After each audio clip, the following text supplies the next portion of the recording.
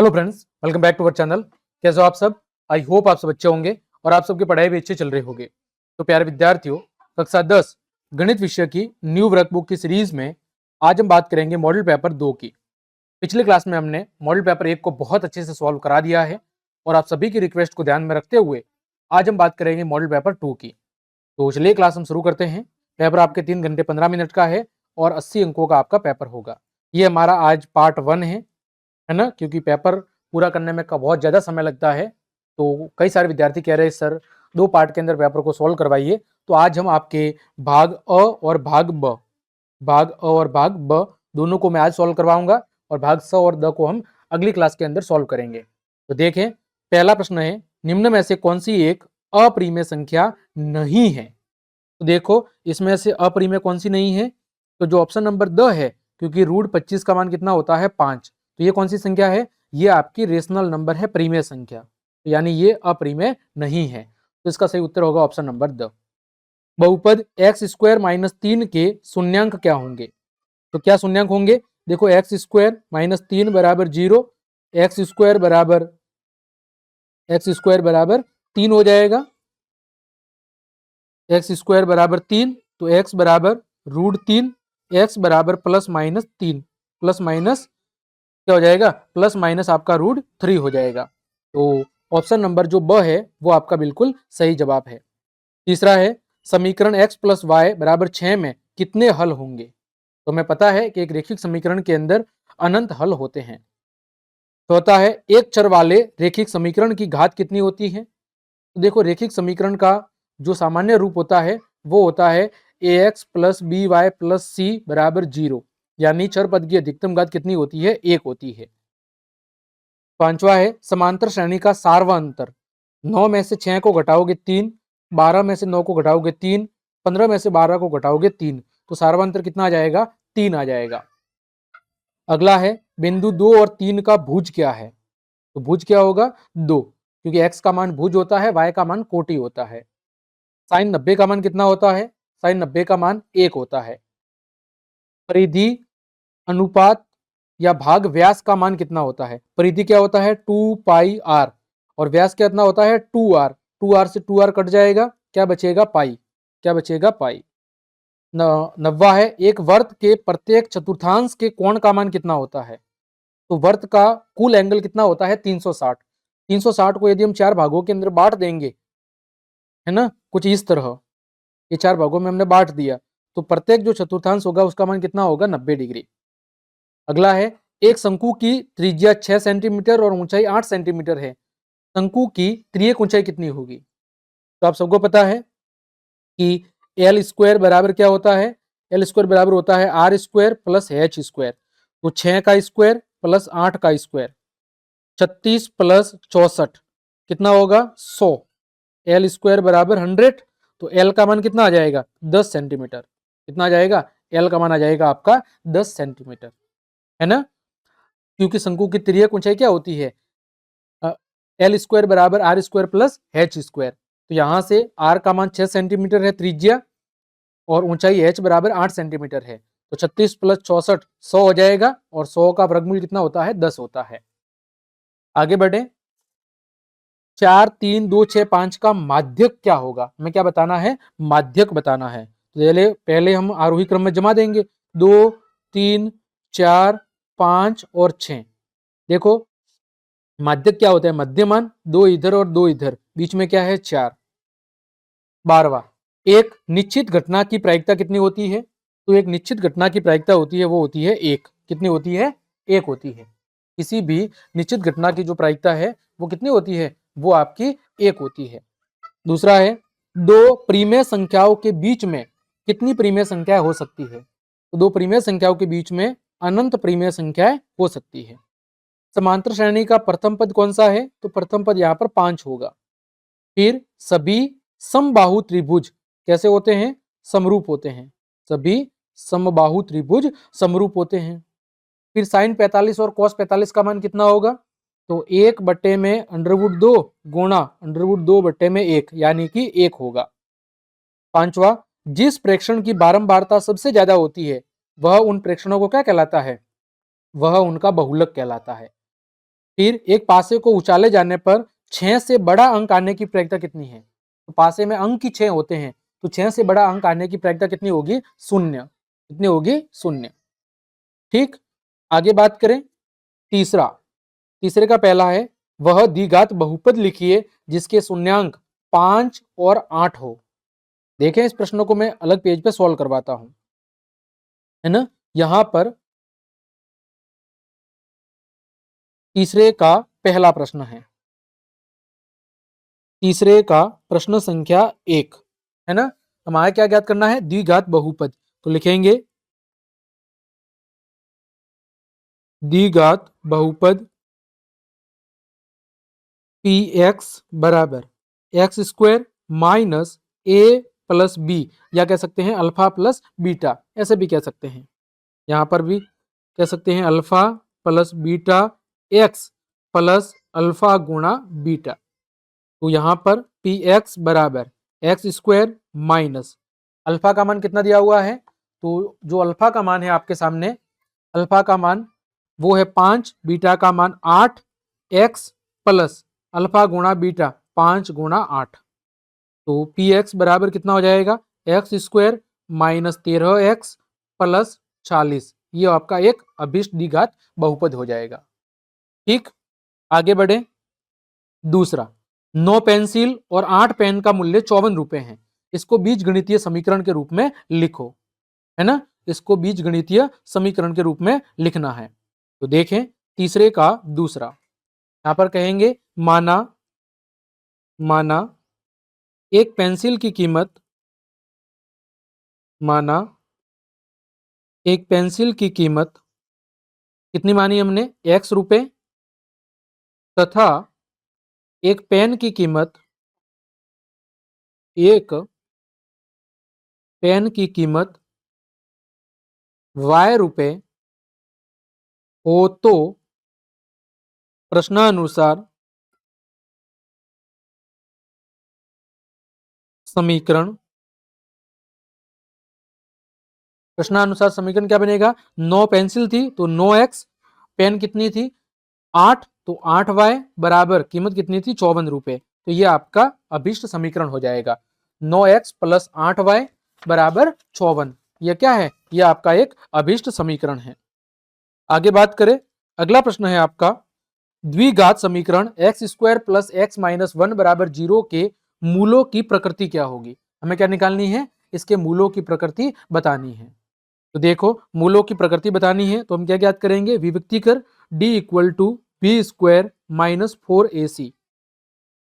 तो यहां पर देखो b क्या है? तो b का मान यहाँ पर +1 है, तो 1 का स्क्वायर माइनस 4, a की जगह 1 है और c की जगह -1 है। तो यहां पर कितना आएगा? 1 + 4, है ना।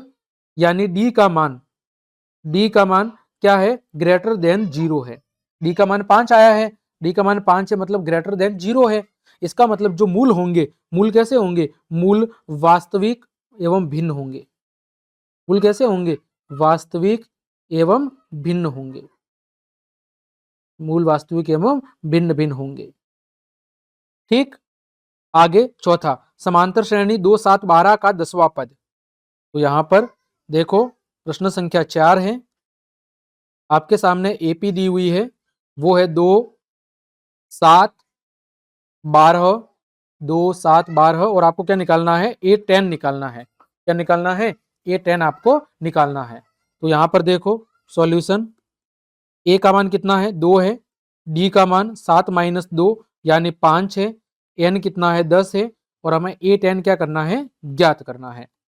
आप सबको पता है A10 बराबर क्या होगा? A + 9D।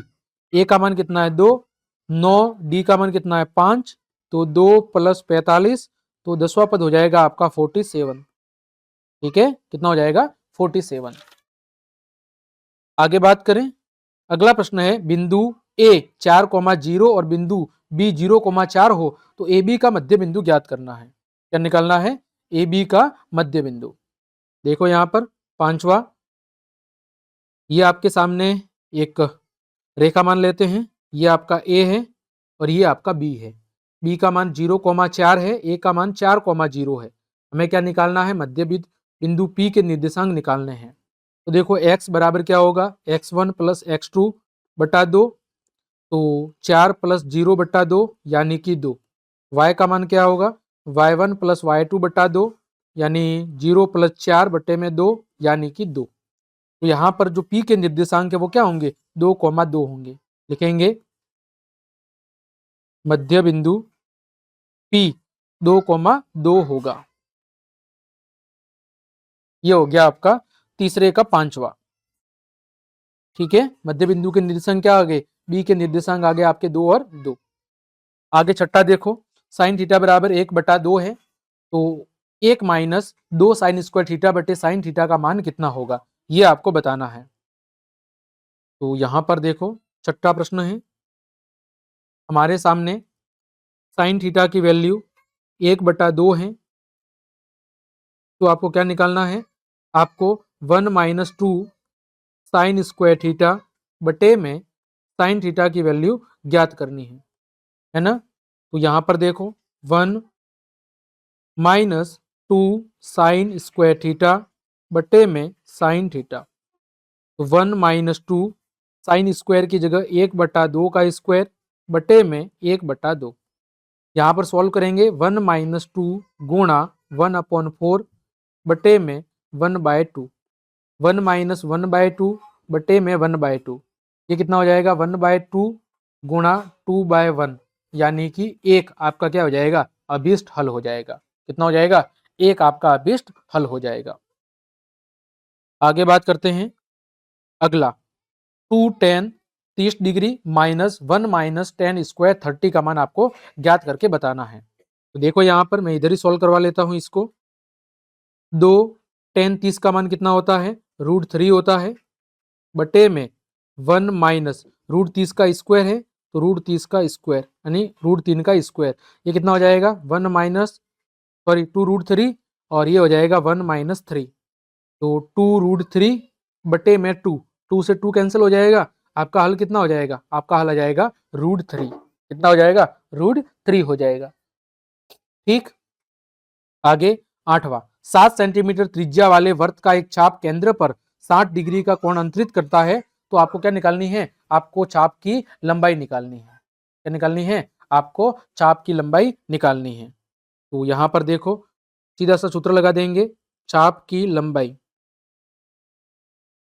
चाप की लंबाई सूत्र क्या होता है, पाई आर थीटा बटे 180 डिग्री, है ना। तो यहाँ पर पाई कितना है 22/7, आर कितना है 7, थीटा कितना है 60 बटे में 180 डिग्री। ये कट जाएगा 3 बार, 7 से 7 कटेगा, 22 में भाग देना है किसका, 3 का, कितना आएगा 7.34 सेंटीमीटर। कितनी लंबाई आएगी, 7.34 सेंटीमीटर। आगे देखो 9वां, त्रिभुजों की समरूपता के नियम लिखने हैं, केवल आपको नाम लिखने हैं। क्या लिखने हैं, आपको केवल और केवल समरूपता के जो नियम है उनके नाम लिखने हैं। तो समरूपता के कितने नियम हैं, समरूपता के नियम कुल मिला के 4 नियम हैं। पहला नियम है आपका ए ए ए, यानी कि कोण कोण कोण, कोण कोण और कोण। ठीक है, दूसरा कौन सा है, एस एस एस, यानी भुजा भुजा भुजा नियम। तीसरा कौन सा है, वो है S A S, S A S यानी भुजा कोण भुजा, भुजा कोण भुजा। और चौथा कौन सा है, आर एच एस, यानी समकोण कर्ण भुजा, समकोण कर्ण भुजा नियम। ये 4 मुख्य नियम है त्रिभुज की समरूपता के। ठीक, आगे बढ़ते हैं। एक बेलन की, क्या लिखा हुआ है, एक बेलन की त्रिज्या 7 सेंटीमीटर और ऊंचाई 30 सेंटीमीटर है, तो उसका आयतन ज्ञात करके बताना है। क्या ज्ञात करना है, बेलन का आयतन। देखो कैसे ज्ञात करेंगे बेलन का आयतन, प्रश्न संख्या है आपका 10। तो हमें क्या निकालना है, बेलन का आयतन, बेलन का आयतन। सूत्र क्या होता है, पाई आर स्क्वायर एच। यहाँ पर त्रिज्या कितनी दे रखी है, त्रिज्या दे रखी है यहाँ पर 7 सेंटीमीटर, और ऊंचाई कितनी दे रखी है, ऊंचाई दे रखी है यहाँ पर आपकी 30 सेंटीमीटर। ठीक है, तो यहाँ पर हम आयतन निकालेंगे, आयतन बराबर पाई आर स्क्वायर एच। तो 22/7, आर की जगह 7 × 7 और एच की जगह 30। 7 से 7 कैंसिल हो गया, बाकी सबको सॉल्व करेंगे, 4620 सेंटीमीटर क्यूब। ये हो जाएगा आपका आयतन। कितना हो जाएगा, 4620 सेंटीमीटर क्यूब। ठीक है, आगे बात करें क्वेश्चन नंबर 11 की। क्या दे रखा है, क्वेश्चन नंबर 11 दे रखा है 40, x 42 और 20 का माध्य 26 है, तो आपको x का मान निकालना है ना। तो देखें 11वां क्या दिया हुआ है, माध्य दिया हुआ है 26। तो माध्य बराबर हमें पता है राशियों का योग बटे राशियों की संख्या। तो माध्य बराबर सबको जोड़ दो, 40 + x + 42 + 20 बट्टे में 4 का भाग दे दो।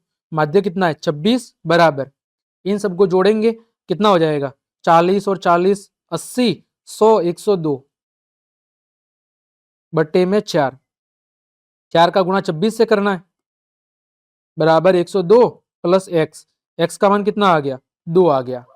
x का मान कितना आ गया, x का मान आ गया आपका 2। ठीक, आगे देखो अगला 12वां, यदि PE 0.15 है तो PE नहीं की प्रायिकता कितनी होगी। तो PE नहीं की प्रायिकता होगी 1 - PE।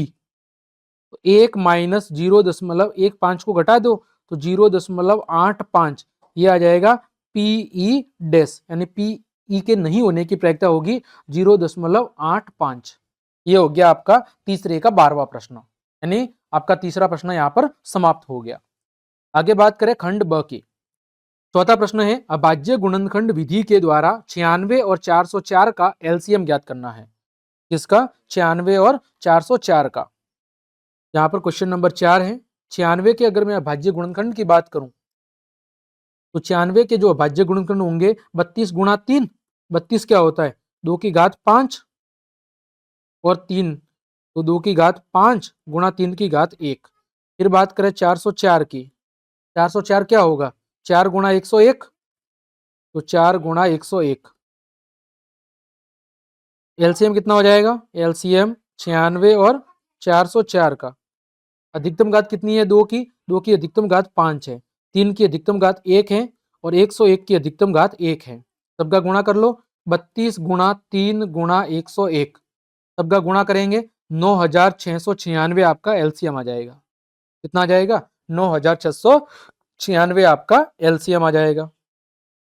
आगे देखो 5वां, एक द्विघात बहुपद ज्ञात करो जिसके शून्यंकों का योग और गुणनफल -3 और 2 है।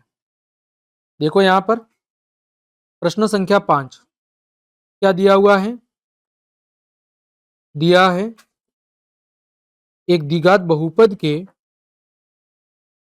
एक द्विघात बहुपद के शून्यंकों का योग अल्फा प्लस बीटा कितना दे रखा है, -3 तथा शून्यंकों का गुणनफल, शून्यंकों का गुणनफल वो अल्फा गुणा बीटा वो कितना है, 2 है। ठीक है, अतः द्विघात बहुपद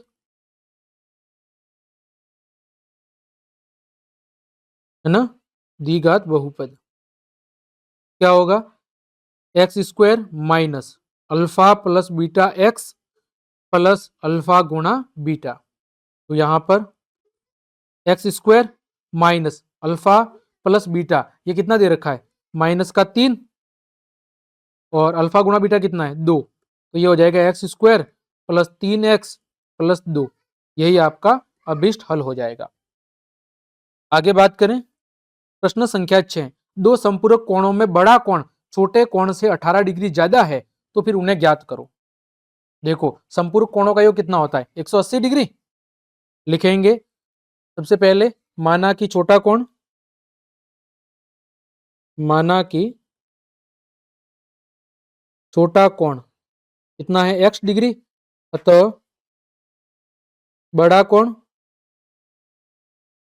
इससे 18 ज्यादा है तो x प्लस 18 है ना। यहां पे लिखेंगे क्योंकि कोण संपूरक है, क्योंकि कोण संपूरक है अतः उनका योग कितना होगा 180 डिग्री होगा, अतः उनका योग कितना होगा 180 डिग्री। तो प्रश्नानुसार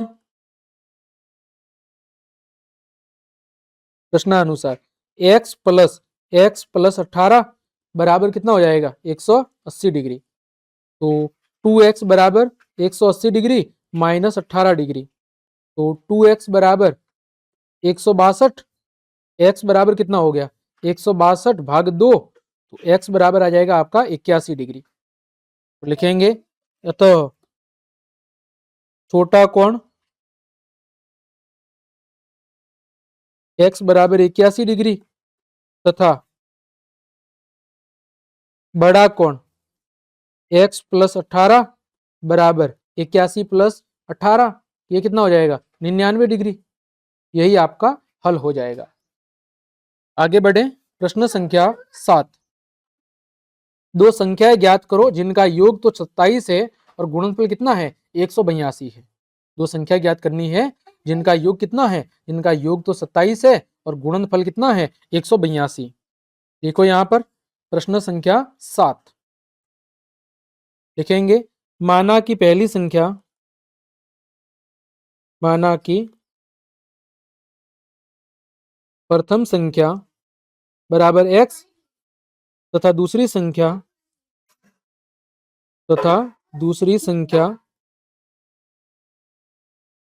27 माइनस x। ठीक है, फिर प्रश्नानुसार इनका गुणनफल कितना है 182।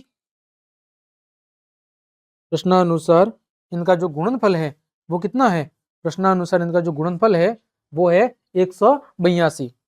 ठीक है, तो प्रश्नानुसार इनका गुणनफल 182 है, अतः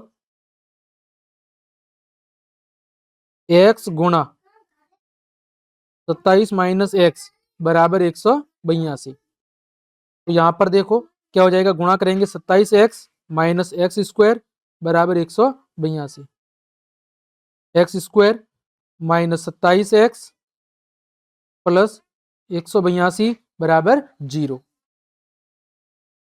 तो यहां पर x square minus 13x minus 14x plus 182 बराबर 0। यहाँ से x कॉमन ले लेंगे, x माइनस 13, यहाँ से 14 कॉमन ले लेंगे, x माइनस 13। ठीक है, तो x माइनस 13 और x माइनस 14। तो यहाँ से आगे देखो, यहाँ से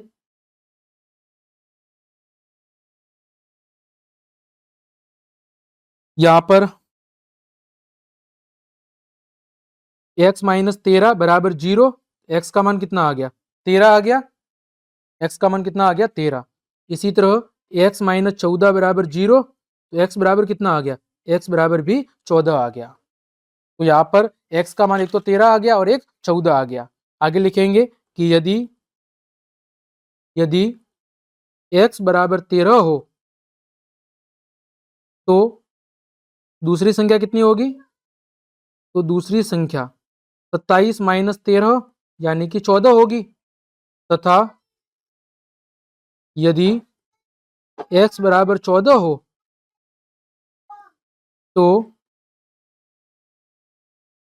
दूसरी संख्या 27 माइनस 14 यानी कितनी होगी 13 होगी। ठीक, तो ये एक संख्या या तो 13 होगी और एक क्या होगी आपकी 14 हो जाएगी, ये दोनों संख्या आपकी हो जाएगी। आगे बात करें प्रश्न संख्या 8 की। सिद्ध कीजिए कि यदि किसी त्रिभुज की एक भुजा के समांतर अन्य दो भुजाओं को भिन्न भिन्न बिंदुओं पर प्रतिच्छेद करने के लिए एक रेखा खींची जाए तो ये अन्य दो भुजाएं एक ही अनुपात में विभाजित हो जाती हैं। इसको हमें क्या करना है, सिद्ध करना है। तो देखें, इसको हम सिद्ध करके बताते हैं। तो इस प्रश्न को मैंने अलग से लिख रखा है, जहां पर मैं आपको सॉल्व करके पूरा प्रश्न बताऊंगा कि ये हमें सॉल्व कैसे करना है।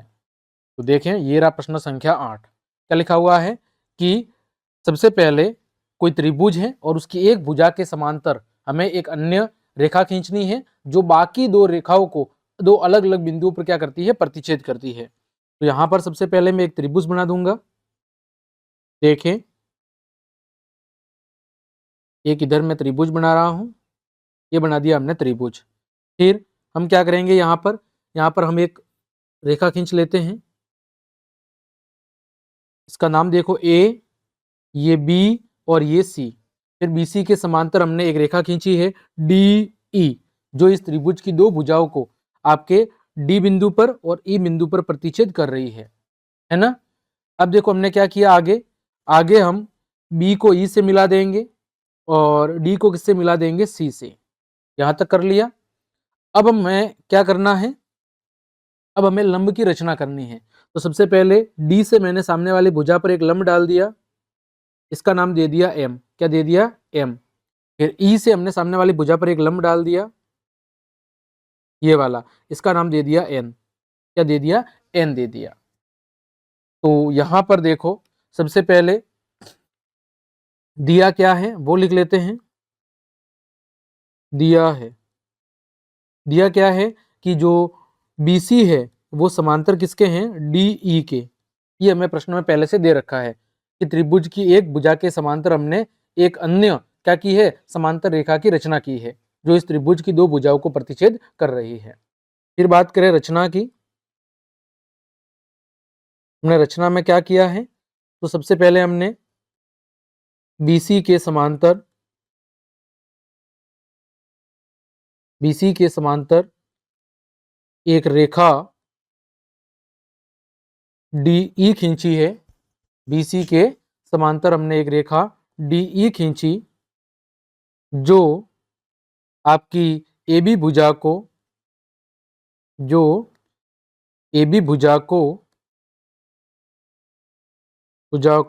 डी बिंदु पर तथा आपकी AC भुजा को E बिंदु पर प्रतिच्छेद करती है। ठीक है, ए बिंदु पर प्रतिच्छेद करती है। फिर हमने और क्या रचना की है, फिर बिंदु B को E से तथा बिंदु C को कहां से मिलाया है, D से मिलाया।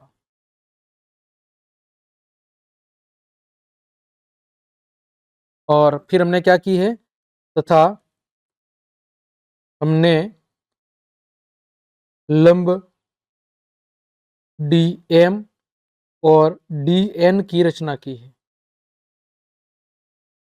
ठीक, ये सब हमने रचना की वो लिख दिया। अब देखो, हमें यहां पर सिद्ध क्या करना है वो भी मैं आपको बता देता हूं। आगे लिखेंगे सिद्ध करना है। सिद्ध करना है कि जो AD भुजा है, AD भुजा बट्टे में BD भुजा और AE भुजा बट्टे में EC भुजा, ये भुजा आपस में समानुपाती है। ये आपको सिद्ध करना है। तो देखें यहां पर, सबसे पहले आगे लिख लेते हैं प्रमाण या उपपत्ति। यहां पर मैं दो त्रिभुज ले रहा हूं।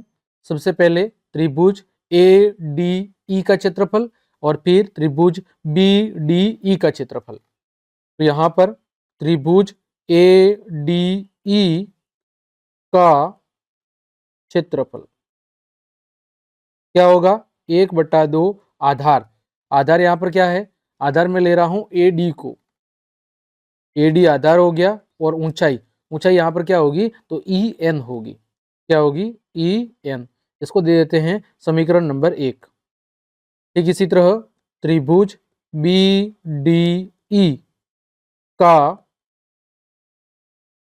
क्षेत्रफल बराबर 1/2 इसके लिए आधार क्या है, बी डी होगा और ऊंचाई क्या होगी, ई एन होगी। इसको दे देते हैं समीकरण 2। कौन सा त्रिभुज, बी डी ई। तो यहाँ पर आधार क्या है, इसको ले लेते हैं हम डी बी को, और ऊंचाई क्या होगी इसकी भी, ई एन होगी, क्योंकि इसी भुजा पर स्थित है। अब समीकरण 1 को 2 से विभाजित करने पर, समीकरण 1 में हम किसका भाग दे रहे हैं, 2 का, तो समीकरण 1 भाग समीकरण 2। यहाँ पर 1 में देखो, त्रिभुज ए डी ई का क्षेत्रफल, ए डी ई का क्षेत्रफल बटे में त्रिभुज बी डी ई का क्षेत्रफल। इधर बराबर में देखो, 1/2 गुणा ए डी गुणा ई एन बटे में 1/2 गुणा बी डी गुणा ई एन। तो यहाँ पर देखो 1/2 से 1/2 कैंसिल हो जाएगा, ई एन से ई एन कैंसिल हो जाएगा, तो बचेगा क्या यहाँ पर, त्रिभुज ए डी ई का, त्रिभुज ए डी ई का एरिया यानी क्षेत्रफल बटे में त्रिभुज बी डी ई का एरिया यानी क्षेत्रफल बराबर ए डी बटे में बी डी, है ना। इसको दे दो समीकरण नंबर 3। आगे देखो,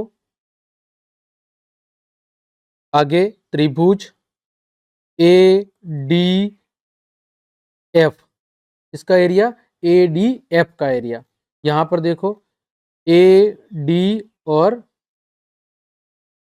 इसका sorry A D E, A D E का एरिया हम वापस ले रहे हैं, तो A D E, A D E का क्षेत्रफल, त्रिभुज ए डी ई का क्षेत्रफल, तो बराबर 1/2, अब की बार आधार, अब की बार मैं आधार किसको ले रहा हूं, ए ई को ले रहा हूं, है ना। तो आधार ए ई गुणा ऊंचाई किसको ले रहा हूं, डी एम को, इसको दे दिया समीकरण नंबर 4।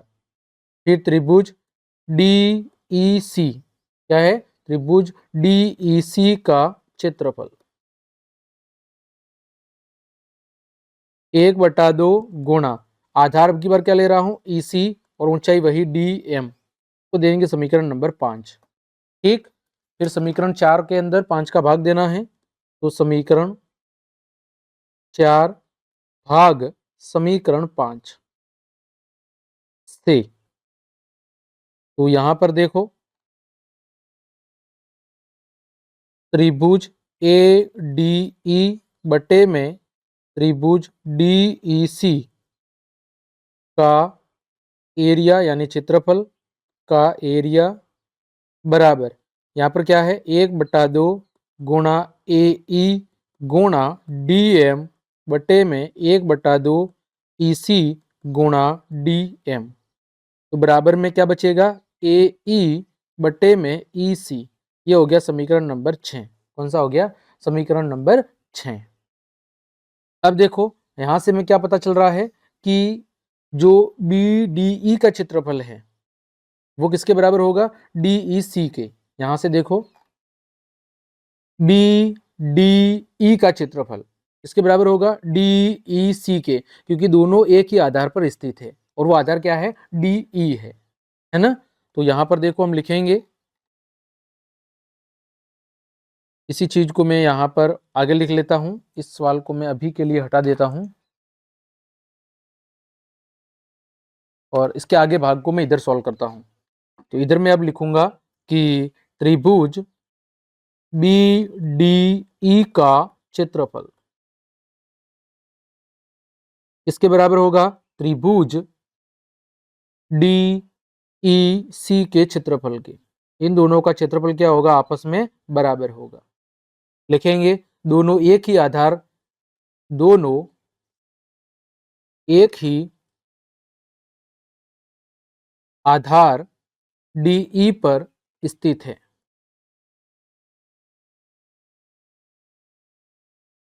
ठीक, आगे देखो, अब हम किसकी मदद से, समीकरण 3 और समीकरण 6 की मदद से, समीकरण 3 और समीकरण 6 की मदद से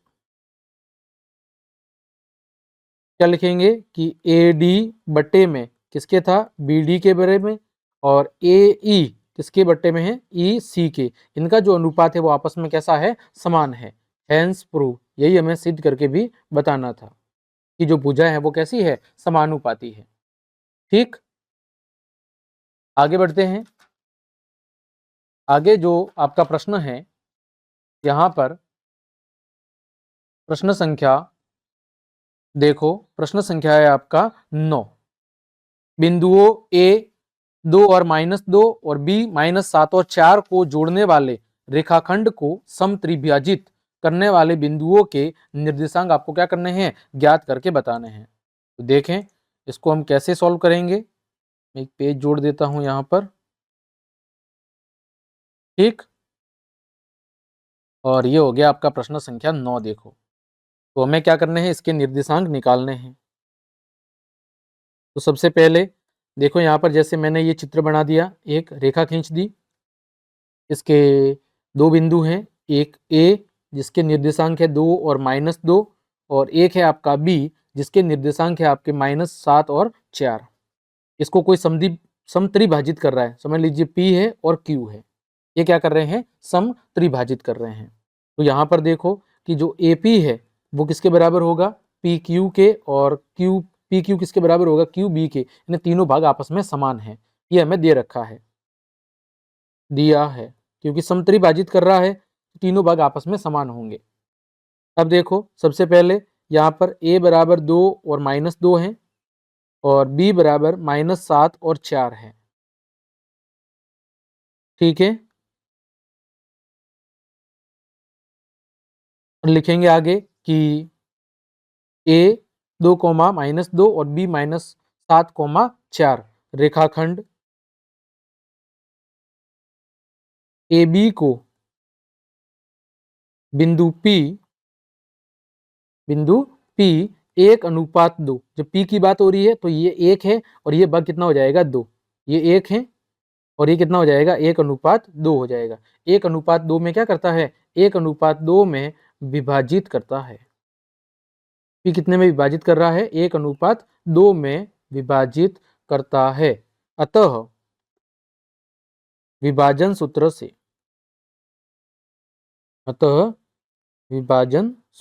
से, तो यहाँ पर M1:M2 कितना हो जाएगा, 1:2 हो जाएगा। A का मान दे रखा है, B का मान दे रखा है, तो X का मान हम सबको पता है, M1x2 प्लस M2x1 बटे में M1 प्लस M2। तो यहाँ पर 1 गुणा -7 प्लस 2 गुणा 2 बटे में 1 प्लस 2। इसको सॉल्व करेंगे तो कितना आएगा, -7 प्लस 4 बटे में 3, तो -3 बटे में 3 यानी कि -1। बात करें y की, y का मान क्या होगा, M1 y2 plus M2 y1 बटे में M1 प्लस M2। यहाँ से 1 गुणा 4 प्लस 2 गुणा -2 बटे में 1 प्लस 2, तो यहाँ से 4 - 4 बटे में 3 यानी कि 0।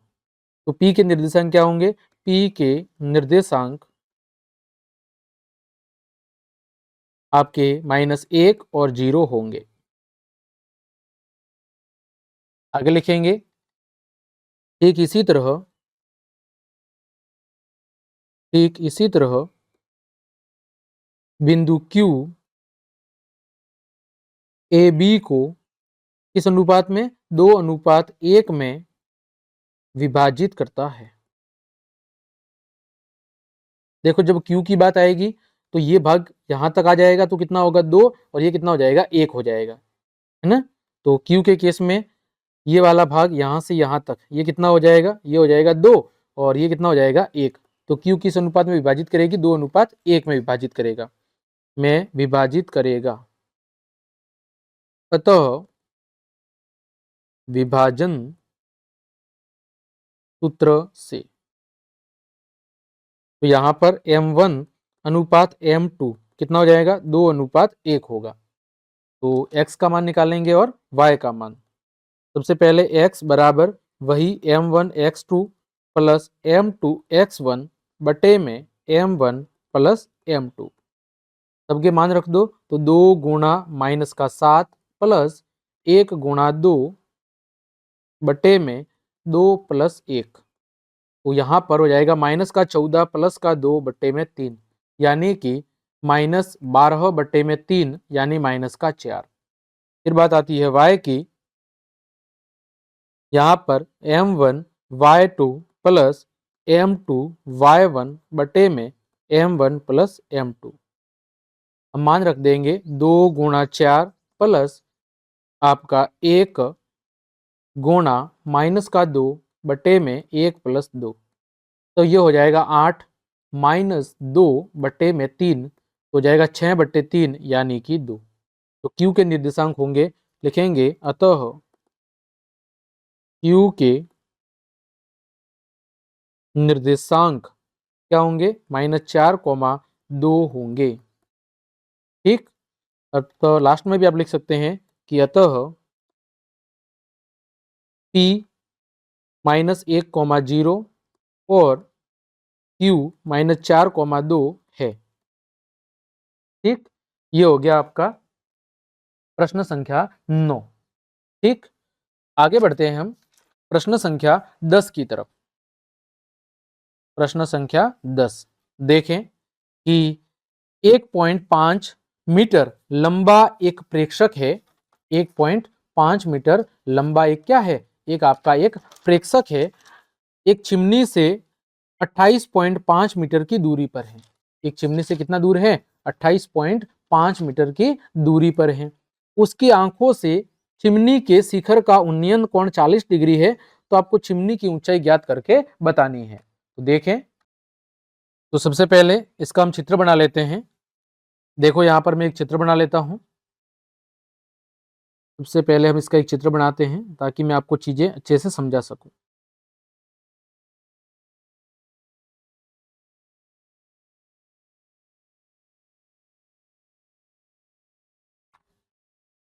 एक मिनट, सबसे पहले हम ऐसे चित्र बना लेंगे। ये समझ लीजिए आधार वाला भाग है। अब यहाँ पर क्या है, एक चिमनी है। ये एक चिमनी बना ली, इसको हमने यहाँ से मिला दिया। अब देखो, ये इसका नाम दे देते हैं। ये ए है, ये बी है, ये सी है और ये डी है और ये आपका ई है। अब यहाँ पर जो चिमनी है वो क्या है, ए बी है। ए बी क्या है आपकी, ये एक चिमनी है। ठीक, और जो सी डी है, ये सी डी की ऊंचाई है, ये कितनी है, 1.5 मीटर। तो इधर भी कितनी होगी, 1.5 मीटर। ये कौन है, ये आपका प्रेक्षक है। और यहाँ पर कोण कितना बन रहा है, तो 45 डिग्री। ठीक, अब देखो यहाँ पर लिख लेते हैं सबसे पहले कि यहाँ ए बी क्या है, ए बी चिमनी है। ए बी चिमनी है और जो आपका सी डी है, सी डी क्या है, प्रेक्षक है, देखने वाला है। सी डी प्रेक्षक है और कोण A D E, A D E बराबर कितना है, 45 डिग्री है।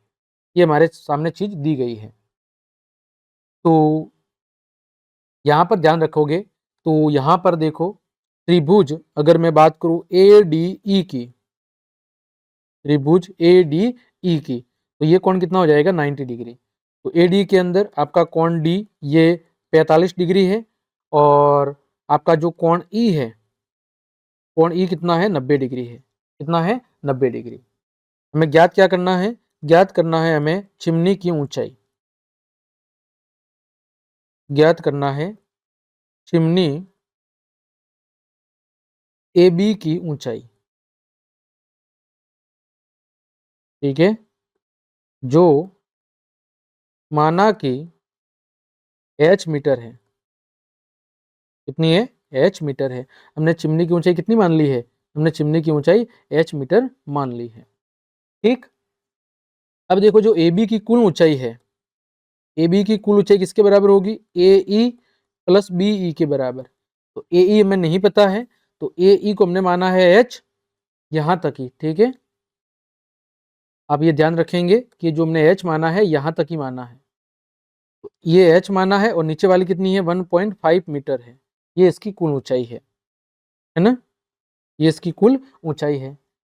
अब देखो बात करूं मैं BE की, BE किसके बराबर है, CD के बराबर है, क्योंकि हम जानते हैं कि BD का मान किसके बराबर है, CD के बराबर, और वो कितना है 1.5 मीटर है। और DE कितना है, तो DE बराबर CB है, और ये दे रखा है 28.5 मीटर। कितना दे रखा है, 28.5 मीटर दे रखा है। अब त्रिभुज ADE की बात करते हैं, तो त्रिभुज ADE में tan 45 डिग्री बराबर AE बट्टे में DE, तो tan 45 का मान 1 होता है, AE जो हमने h माना है, और DE कितना है 28.5 है, तो h का मान भी कितना आ गया 28.5 मीटर। अब चिमनी की कुल ऊंचाई लिखेंगे, अतः चिमनी की कुल ऊंचाई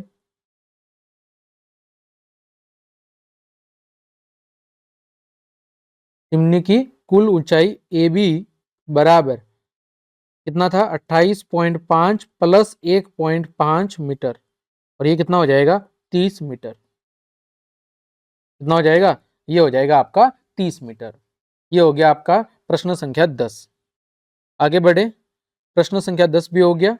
प्रश्न संख्या 11, दो सकेंद्रीय वृत्तों की त्रिज्या 5 सेंटीमीटर और 3 सेंटीमीटर है। बड़े वृत्त की उस जीवा की लंबाई ज्ञात करो जो छोटे वृत्त को क्या करती है, जो छोटे वृत्त को स्पर्श करती है। देखें कैसे सॉल्व करेंगे हम इसको। प्रश्न संख्या 11, सबसे पहले हमें दो वृत्त बनाने पड़ेंगे। मान लिया ये छोटा वृत्त है और एक हम मान लेते हैं बड़ा वृत्त। ये बड़ा वृत्त हमने बना दिया, ठीक। अब हमें एक बड़े वृत्त की जीवा खींचनी है जो छोटे वृत्त को स्पर्श करती है। ये हमने जीवा खींच दी, जो छोटे वृत्त को क्या कर रही है, जो छोटे वृत्त को बिंदु इस A के ऊपर स्पर्श कर रही है। ये इसका केंद्र है, यहां से हम इसको मिला देंगे। ये हमने इसको क्या कर दिया, मिला दिया। बिंदु A को क्या किया, बिंदु A को हमने मिला दिया। तो ये कितना यहाँ पर कौन बनाएगा 90 डिग्री का।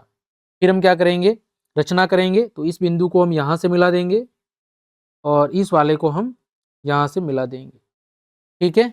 इसका नाम दे देते हैं P, इसका Q, इसका O। अब देखो इसको सोल्व कैसे करेंगे। सबसे पहले कि मान लीजिए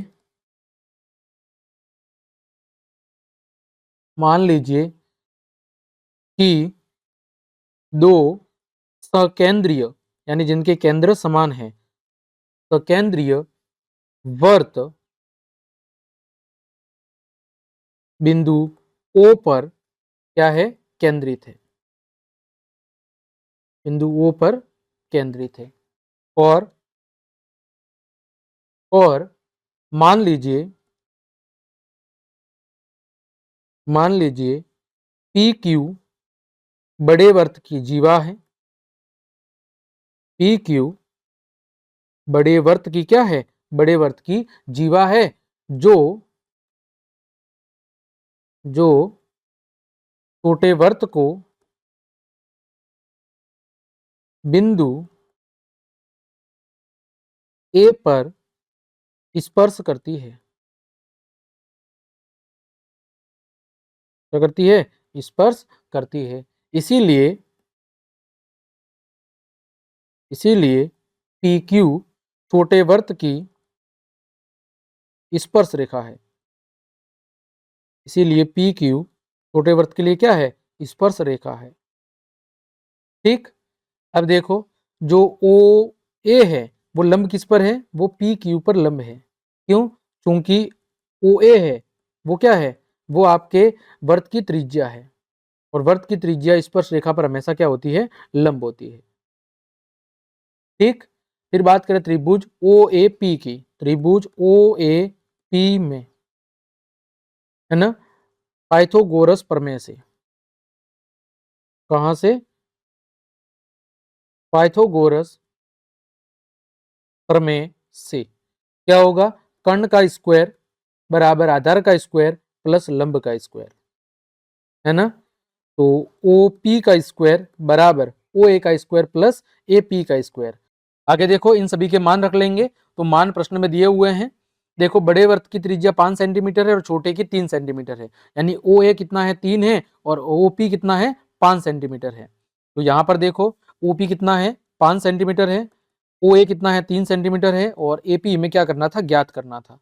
तो ए पी का स्क्वायर बराबर कितना होगा 25 माइनस 9, ए पी बराबर √16।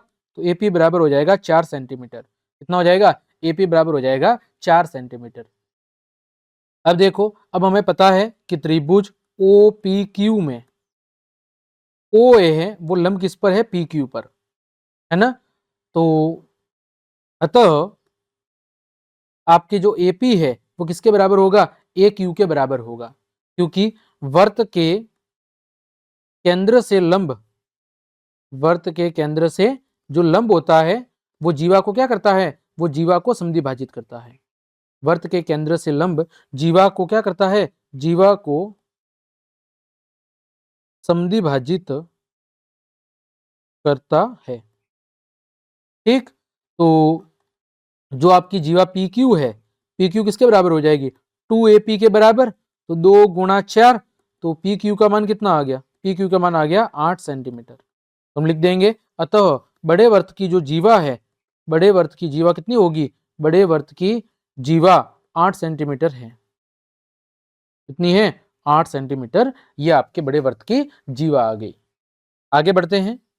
अगला प्रश्न है प्रश्न संख्या 12। 12 सेंटीमीटर त्रिज्या वाले एक वर्त की कोई जीवा केंद्र पर 60 डिग्री का कोण अंतरित करती है। संगत लघु वर्तखंड का आपको क्या निकालना है, क्षेत्रफल निकालना है।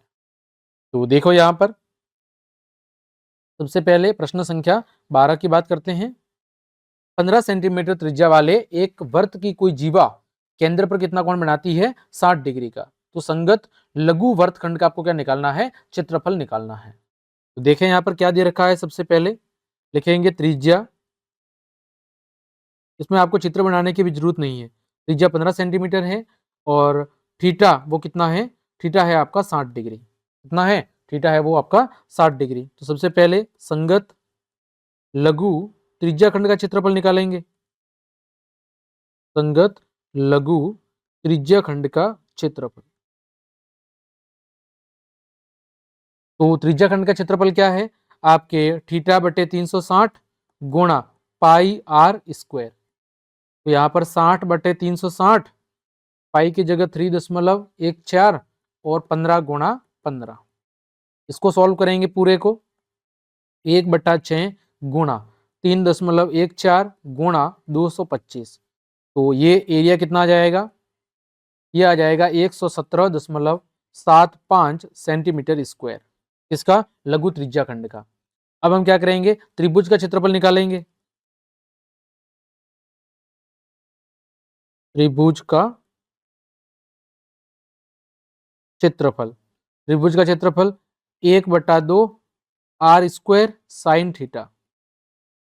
1/2 आर की जगह 15 है ही है और साइन थीटा कितना है, तो साइन 60 डिग्री। 1/2 गुणा 225 गुणा साइन 60 की वैल्यू √3/2।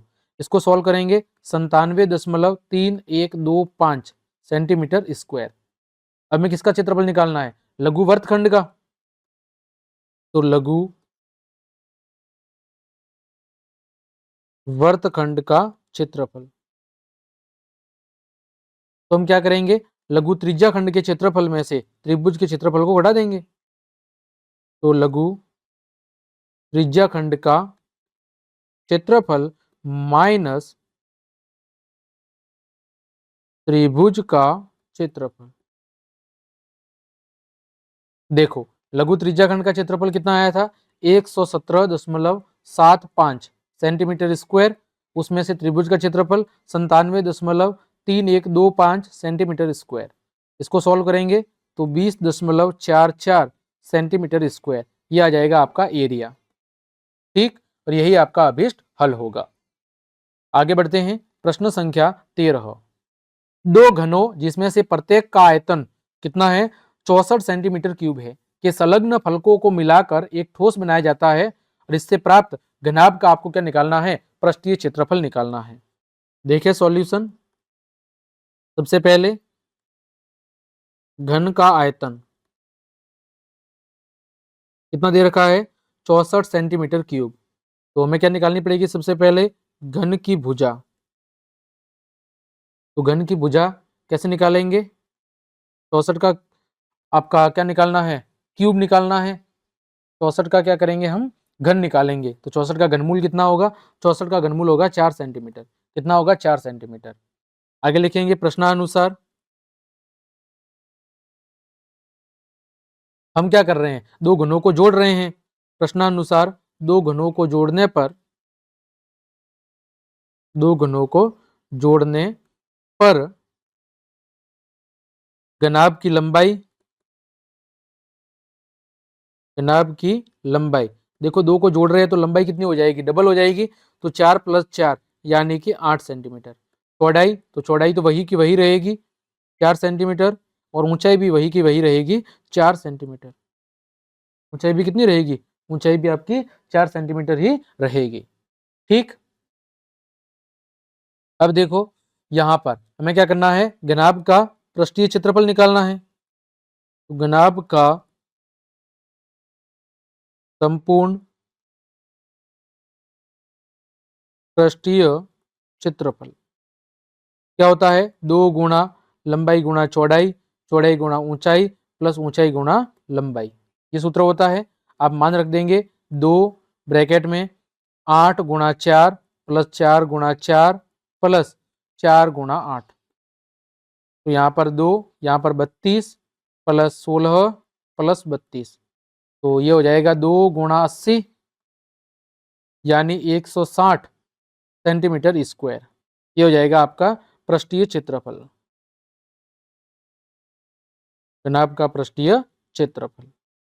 ठीक, ये था आपका प्रश्न संख्या 13। आगे बढ़े, प्रश्न संख्या 13 हो गया, प्रश्न संख्या 14। देखो प्रश्न संख्या 14 क्या है कि एक ठोस एक अर्ध गोले पर खड़े एक शंकु के आकार का है। एक ठोस अर्ध गोले पर खड़े एक शंकु के आकार का है जिसकी त्रिज्या 1 सेंटीमीटर है। शंकु की ऊंचाई उसकी त्रिज्या के बराबर है, ऊंचाई भी 1 सेंटीमीटर है। तो ठोस का आयतन पाई के पदों में ज्ञात करो। सबसे पहले देखो शंकु की त्रिज्या कितनी दे रखी है, शंकु की त्रिज्या r बराबर 1 सेंटीमीटर है। ठीक, ऊंचाई बराबर कितनी है, तो ऊंचाई भी 1 सेंटीमीटर है। और अर्धगोले की त्रिज्या कितनी है, तो अर्धगोले की त्रिज्या भी 1 सेंटीमीटर है। अर्धगोले की त्रिज्या वो भी कितनी है आपकी, 1 सेंटीमीटर है। ठीक, अब देखो सबसे पहले शंकु का आयतन निकालेंगे। शंकु का आयतन क्या होता है, 1/3 pi r square h. 1/3 pi r की जगह 1 का स्क्वायर और एच की जगह भी 1, तो कितना हो जाएगा, ये हो जाएगा पाई/3 सेंटीमीटर क्यूब। कितना हो जाएगा, पाई/3 सेंटीमीटर क्यूब। आगे बात करें अर्धगोले का आयतन, अर्धगोले का आयतन कितना होता है, 2/3 पाई आर क्यूब। तो 2/3 पाई आर की जगह 1 का क्यूब, तो कितना हो जाएगा, ये सेम टू सेम रहेगा, 2/3 पाई सेंटीमीटर क्यूब। अब ठोस का कुल आयतन या ठोस का आयतन बराबर शंकु का आयतन प्लस अर्धगोले का आयतन। शंकु का आयतन प्लस अर्धगोले का आयतन। शंकु का आयतन कितना था, 1/3 पाई और अर्धगोले का 2/3 पाई। दोनों को जोड़ेंगे 3/3 पाई यानी कि पाई सेंटीमीटर क्यूब। ये इसका क्या होगा, आयतन होगा। तो लिखेंगे अतः ठोस का आयतन पाई सेंटीमीटर क्यूब है। ठीक, ये हो गया आपका प्रश्न संख्या 14। आगे बढ़ते हैं, आगे आपका है प्रश्न संख्या 15। देखो किसी फैक्ट्री के 50 श्रमिकों की दैनिक मजदूरी के निम्नलिखित बंटन से फैक्ट्री श्रमिकों का माध्य दैनिक मजदूरी ज्ञात करो। क्या करनी है आपको? माध्य दैनिक मजदूरी ज्ञात करनी है। तो इसी सारणी को मैं आगे बढ़ा देता हूं। आप चाहे तो ऐसे सीधी भी बना सकते हैं, मैं ऐसे ही बना रहा हूं।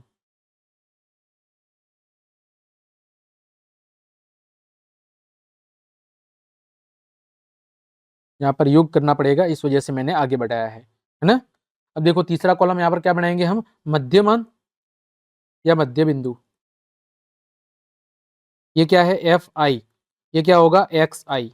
मध्यमान क्या होगा? 500 और 520 का क्या होगा? बीच वाला मान, तो वो हो जाएगा 510। इसका क्या होगा? आधा 530। 540 और 560 का आधा 550, यानी मध्यमान।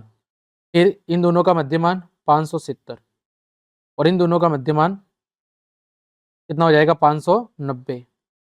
ठीक, इसका योग करना है। श्रमिकों की संख्या सिग्मा एफ आई, योग कितना आएगा? इसका योग आ जाएगा 50। फिर हमें क्या करना है? एफ आई गुणा एक्स आई। एफ आई गुणा एक्स आई, देखो 12 का गुणा 510 से करना है 6120। 14 का गुणा 530 से करना है 7420। 8 का गुणा 550 से करना है 4400। 570 का गुणा 6 से करना है 3400 और 590 का गुणा 10 से करना है तो 5900। इन सभी का योग करना है, तो इन सभी का जो योग आएगा वो आएगा आपके 27260। ठीक, 27260 आ गया। अब हमें पता है माध्य का सूत्र क्या होता है, तो माध्य बराबर sigma f i x i upon sigma f i. F i x i का योग कितना है? 27260 बटे में 50। जीरो से जीरो कट गया और 2726 में जब हम 5 का भाग देंगे तो यह आएगा 545.2। लिखेंगे अतः माध्य दैनिक मजदूरी, माध्य दैनिक मजदूरी 545.2 रुपए है।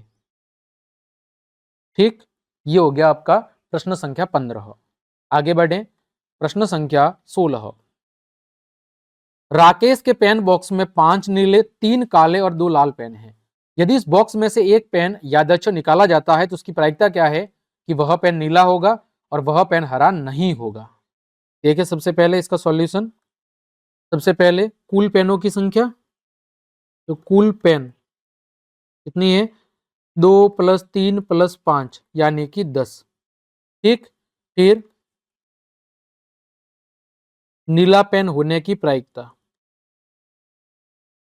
नीला पेन होने की प्रायिकता, तो क्या लिखेंगे? नीली पेनों की संख्या,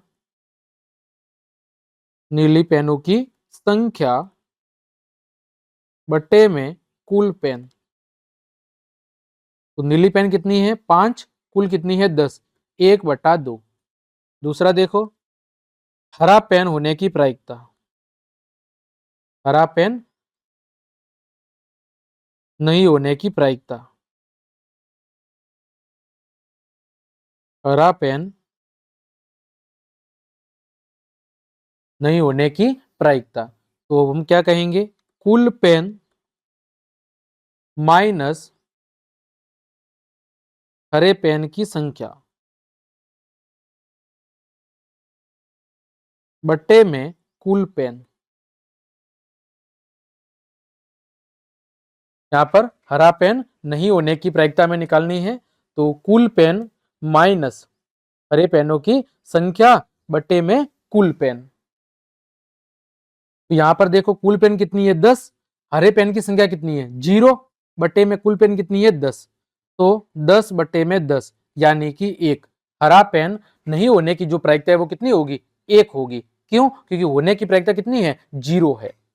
ठीक, तो प्यारे विद्यार्थियों, इस तरह आज की इस क्लास के अंदर हमने आपके गणित विषय के मॉडल पेपर 2 के प्रश्न संख्या 1 से लेकर 16 तक, यानी भाग अ और भाग ब के जितने भी प्रश्न दिए गए थे उन सभी को बहुत अच्छे से सॉल्व कर लिया है। आगे की क्लास में हमें भाग स और भाग द के जो प्रश्न पीछे बच रहे हैं उन सभी को मैं सॉल्व करवाऊंगा। उम्मीद करता हूं आज की ये क्लास आपको अच्छे समझ में आई होगी। तो यदि आपको मेरी क्लास और ये मेहनत पसंद आई है तो फिर लाइक, कमेंट, शेयर और सब्सक्राइब जरूर करें। मिलते हैं अगली क्लास में, तब तक के लिए आप सबको जय हिंद, जय भारत। खंड स की बात करें, प्रश्न संख्या 17। देखें, यदि समांतर श्रेणी के प्रथम 51 पदों का योग ज्ञात कीजिए जिसके दूसरे और तीसरे पद 14 और 18 है। तो देखें इसको कैसे सॉल्व करेंगे। यहां पर सबसे पहले क्या दिया हुआ है उसको हम देख लेते हैं। तो यहां पर A2 दे रखा है यानी द्वितीय पद। A2 क्या होगा आपका? द्वितीय पद। द्वितीय पद कितना है आपका? 14 है। और A3 ये कौन सा होगा? तृतीय पद। ये कितना है? 18। हमें क्या निकालना है? सबसे पहले सार्वंतर। तो सार्वंतर D बराबर A3 माइनस A2। तो 18 माइनस 14 तो कितना आ गया? सार्वंतर 4 आ गया। तो प्रथम पद कितना होगा? तो हम लिखेंगे अतः प्रथम पद ए बराबर A2 माइनस डी। A2 कितना है? 14। 14 में से 4 घटा दो तो प्रथम पद कितना आ गया आपका? 10। कितना आ जाएगा? प्रथम पद आ जाएगा आपका 10। ठीक। अब देखो हमारे पास एक AP बन गई। तो हम कहेंगे अतः AP बराबर क्या होगी? पहला पद कितना है? 10, दूसरा 14, तीसरा 18 और इसी तरह आगे ये 51 तक है। तो सबसे पहले हमें क्या करना है? n पदों का योग ज्ञात करना है। तो यहाँ पर हम लिखेंगे कि प्रथम n पदों का योग, n पदों का योग S51 ज्ञात करने के लिए,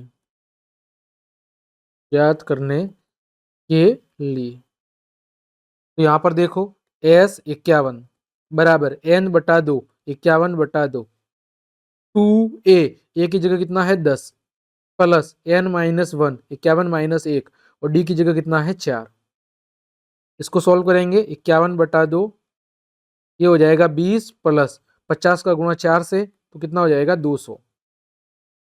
यानी कि 51 बटा 2 गुणा 220, 2 से काट देंगे 110। तो 51 गुणा 110 कितना आ जाएगा? 5610। तो S51 यानी 51 पदों का जो योग है वो कितना होगा? आपका 5610 होगा। ठीक। आगे बढ़े। प्रश्न संख्या 18। यदि बिंदु A 6,1, B 8,2, C 9,4, D P,3 एक समांतर चतुर्भुज के शीर्ष इसी क्रम में है तो फिर P का मान आपको ज्ञात करके बताना है। तो देखें इसको कैसे सॉल्व करेंगे। प्रश्न संख्या 18। सबसे पहले मैं एक समांतर चतुर्भुज बना लेता हूं। यहां पर एक समांतर चतुर्भुज मैंने बना दिया कुछ इस तरह, है ना। अब हम क्या करेंगे? यहां पर इसके विकर्ण खींच देंगे। ये हमने इसके विकर्ण खींच दिए तो इसका नामकरण कर लेते हैं। A कितना है? 6,1 है। B है 8,2, C है 9,4 और D है आपका P,3, है ना। देखें सॉल्यूशन कैसे करेंगे। लिखेंगे कि हम जानते हैं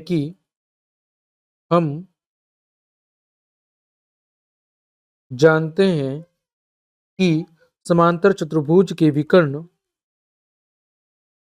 समांतर चतुर्भुज के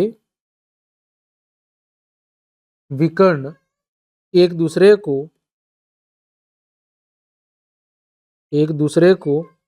क्या करते हैं? समद्विभाजित करते हैं। क्या करते हैं? एक दूसरे को समद्विभाजित करते हैं, है ना। जैसे मैंने मान लिया कि ये O बिंदु है तो ये वाला भाग इसके बराबर होगा और ये वाला भाग इसके बराबर होगा। तो देखो विकर्ण AC का मध्य बिंदु, सबसे पहले विकर्ण AC का मध्य बिंदु,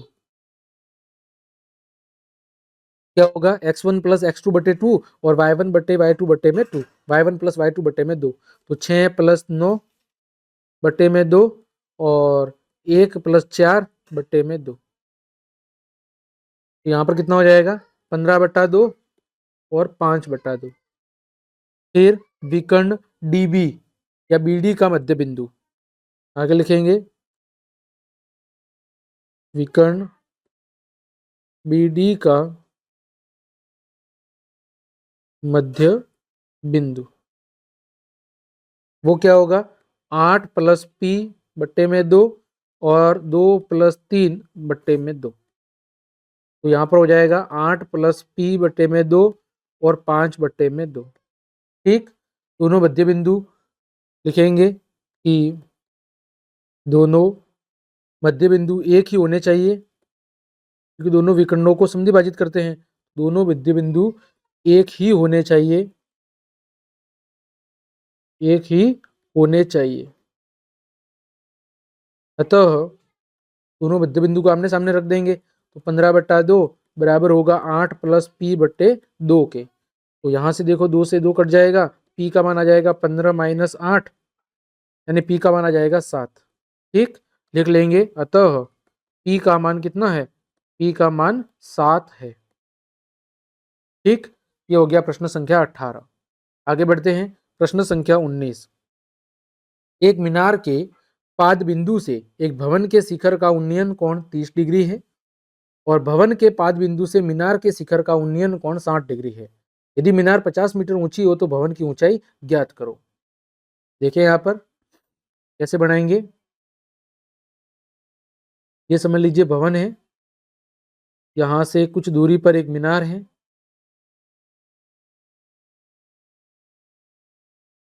यहाँ पर क्या है आपकी एक मीनार है।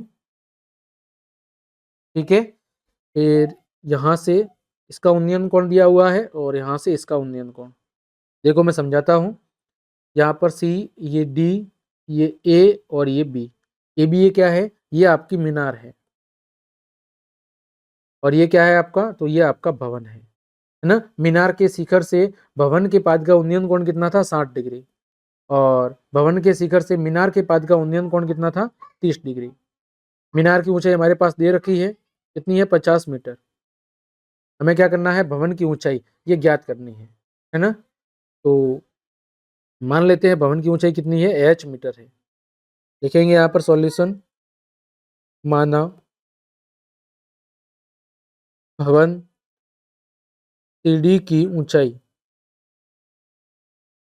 बराबर h मीटर है। ठीक, आगे यहाँ पर त्रिभुज ABD में यहाँ पर tan थीटा बराबर लंब बटे आधार, तो लंब क्या है आपका AB और आधार कितना है BD। तो tan थीटा का मान कितना है, यहाँ पर tan थीटा का मान आपका दिया हुआ है 60 डिग्री, AB कितना है 50, BD में ज्ञात करना है। तो यहाँ पर tan 60 का मान कितना होता है, √3 बराबर 50 बटे में BD। तो BD का मान कितना आ जाएगा, 50 बटे में √3 मीटर। ठीक, आगे देखो त्रिभुज BCD में यहाँ पर भी tan 30 डिग्री बराबर लंब बटे आधार, लंब है DC और आधार कितना है BD। tan 30 का मान होता है 1 बटे √3, DC का मान हमें नहीं पता है, वो h माना, और BD का मान हमारे पास आया हुआ है, अभी ऐसा का ऐसा रख लो। तो h बराबर क्या होगा, h बराबर हो जाएगा BD गुणा 1 बटे √3।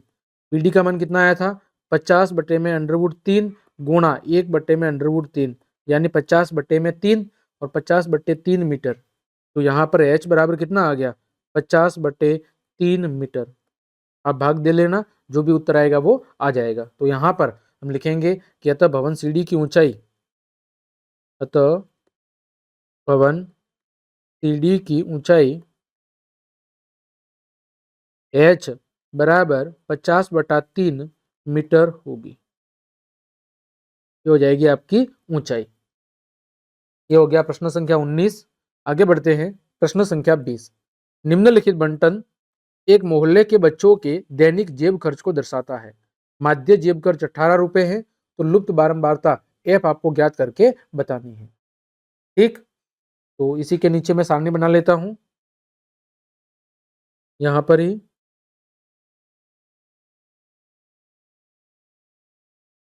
एक ऐसे हो जाएगा और एक ऐसे बना देंगे, है ना। फिर यहाँ पर जितने कॉलम बने हुए हैं वैसे हम कॉलम बना देंगे।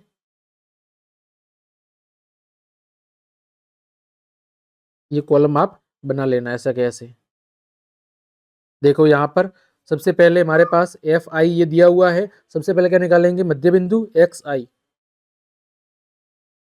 मध्य बिंदु एक्स आई। फिर क्या निकालेंगे, एफ आई एक्स आई। यहाँ पर देखो मध्य बिंदु 11 और 13 का क्या होगा, 12, फिर 14, दो दो का गैप है, 16, 18, 20, 22 और 24। फिर एफ आई गुणा एक्स आई, 12 का 7 से गुणा 84, 14 का 6 से 84, 16 का 9 से 144, 18 का 13 से 234, 20 का एफ से 20 एफ, 22 का 5 से 110 और ये 96, है ना।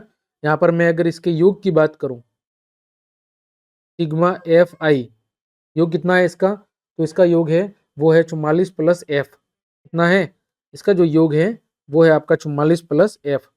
एक मिनट, का जो योग है वो हो जाएगा आपका कितना, 44 plus F, 44 plus F.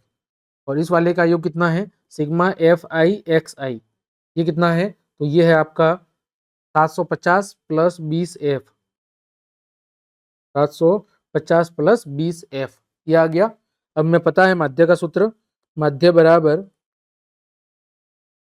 Sigma f i x आई बटे में सिग्मा एफ आई।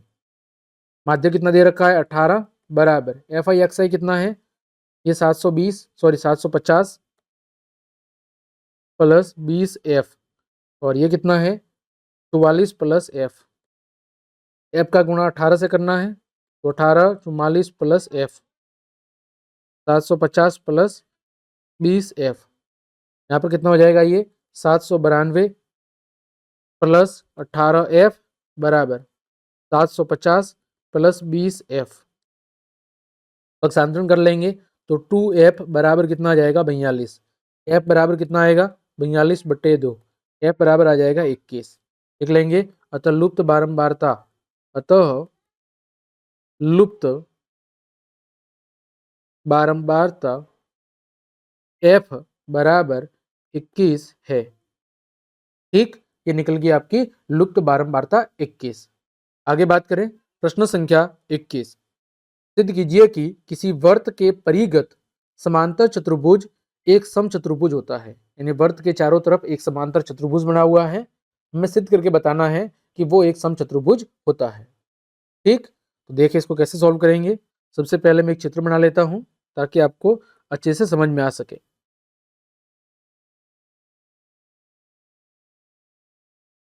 ठीक, फिर यहां पर एक मिनट,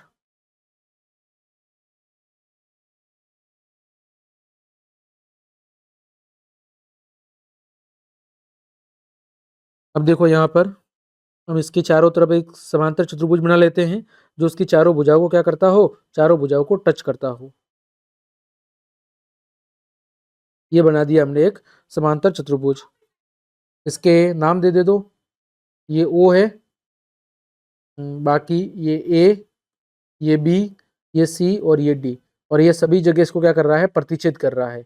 इनके भी नाम दे दो, इसके नाम दे दो, समझ लीजिए एच, ये जी, ये एफ और ये ई। ठीक है, अब देखो सॉल्यूशन कैसे करेंगे। लिखेंगे, माना एबीसीडी एक समांतर चतुर्भुज है, माना एबीसीडी एक समांतर चतुर्भुज है जिसकी चारों भुजाएं, जिसकी चारों भुजाएं एक वृत्त को, एक वृत्त को जिसका केंद्र ओ है, एक वर्त को जिसका केंद्र O है को बिंदु E F G H पर स्पर्श करती है। ठीक, अब देखो आगे क्या लिखेंगे। आगे हम लिखेंगे कि हम जानते हैं कि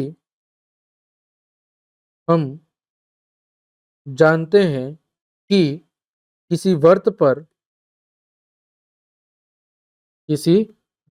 पर बाह्य बिंदु से खींची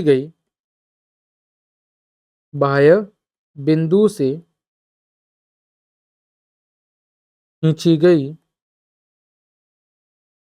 स्पर्श रेखाओं की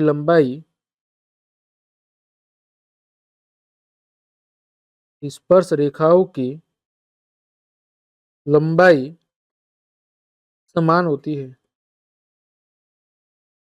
ना।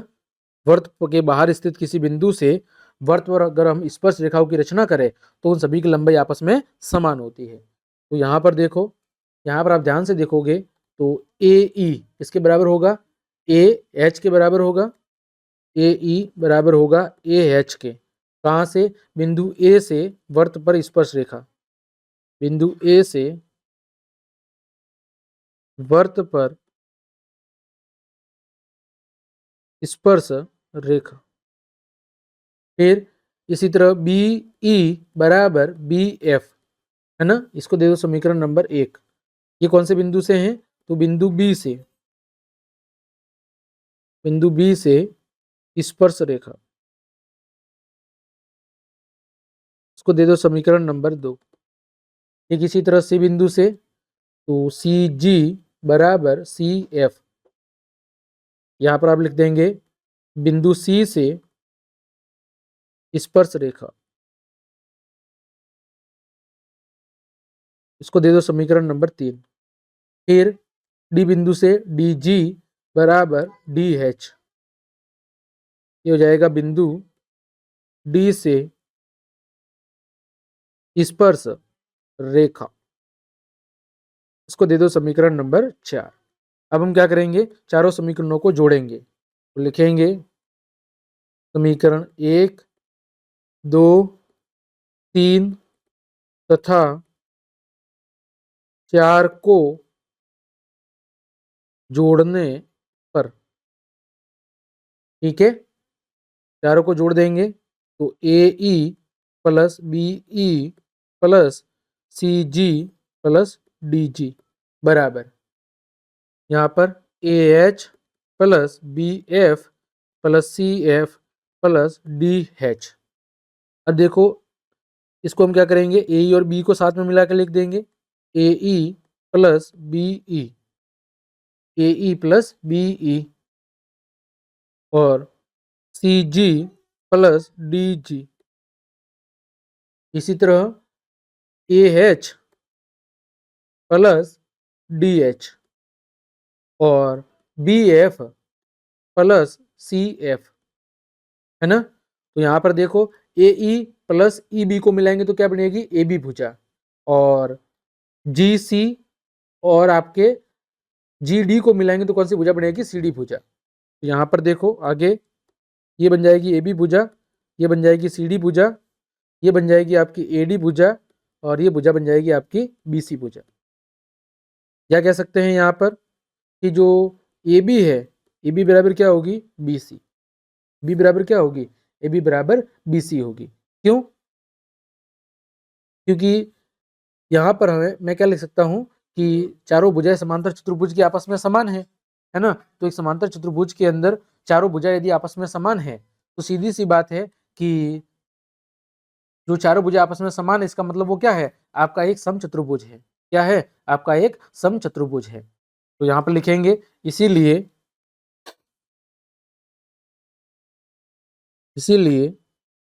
समांतर चतुर्भुज एबीसीडी में, समांतर चतुर्भुज एबीसीडी में ए बी भुजा सी डी भुजा के बराबर है CD भुजा BC के बराबर है और BC भुजा AD के बराबर है, यानी चारों भुजा आपस में बराबर है। अतः जो आपका ABCD है वो एक क्या है, एक समचतुर्भुज भी है। ABCD क्या है आपका, ABCD आपका एक समचतुर्भुज भी है। इति सिद्धम, यही हमें क्या करना था, यही हमें सिद्ध करके बताना भी था। आगे बढ़ते हैं, इसी का अथवा वाला प्रश्न देखो। अथवा में क्या दिया हुआ है कि सिद्ध कीजिए कि दो सकेंद्रीय वृत्तों में बड़े वृत्त की जीवा जो छोटे वृत्त को स्पर्श करती है, स्पर्श बिंदु पर समद्विभाजित होती है। देखो यहाँ पर क्या कह रहा है कि ये समझ लीजिए एक छोटा वृत्त है और ये आपका एक बड़ा वृत्त है, ठीक है। अब देखो यहाँ से बड़े वृत्त की हमने एक जीवा खींच दी जो छोटे बिंदु को, छोटे वृत्त को कहीं पे स्पर्श करती है। यहाँ हमने बना दिया केंद्र और यहाँ से हमें क्या करना है, इधर एक लंब डालना है। ये हमने डाल दिया लंब। इसका नाम दे दो A, इसका B और इसका दे दो P, है ना। और आगे देखो अब सॉल्यूशन। मान लिया कि दोनों वृत्तों का केंद्र समान है, दोनों वृत्तों का केंद्र क्या है, समान है, ठीक है। छोटे वृत्त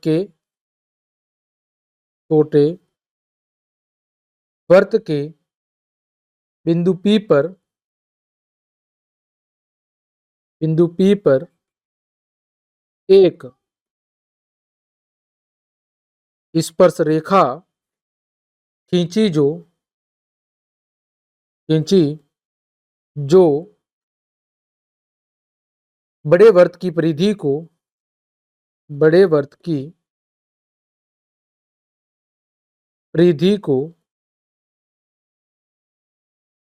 बिंदु A तथा B पर मिलती है, ठीक है। आगे सिद्ध क्या करना है, हमें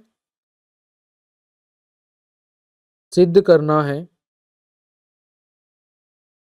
AP भुजा BP के बराबर है ना, या PB के बराबर है। सिद्ध क्या करना है, AP है वो बराबर है PB के।